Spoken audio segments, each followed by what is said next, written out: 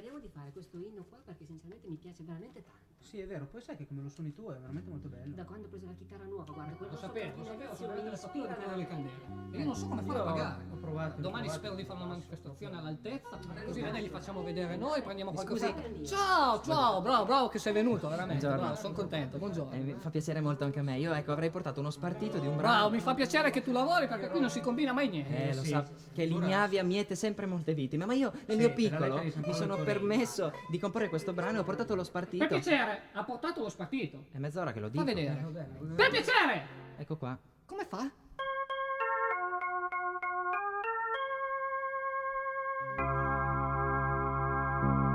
C'è modo e modo di dare una mano e questo lo sai anche tu. Se il nostro prossimo lo stimoliamo, lui ci amerà di più.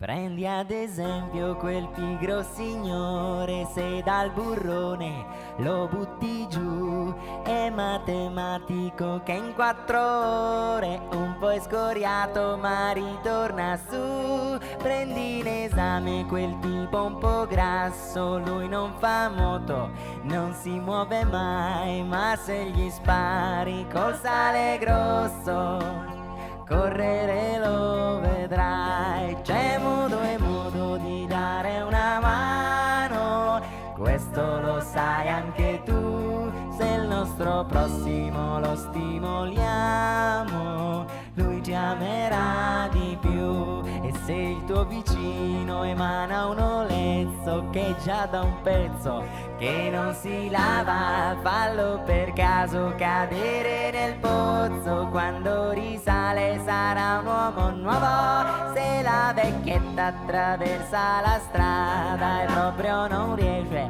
ad andare di là, dagli un bel colpo col mio fuoristrada, presto ci arriverà. C'è modo e modo di dare una mano e questo lo sai anche tu. Se il nostro prossimo lo stimoliamo, lui ci amerà di più. Ora hai capito che questa è la via, questa è la luce che ci guiderà.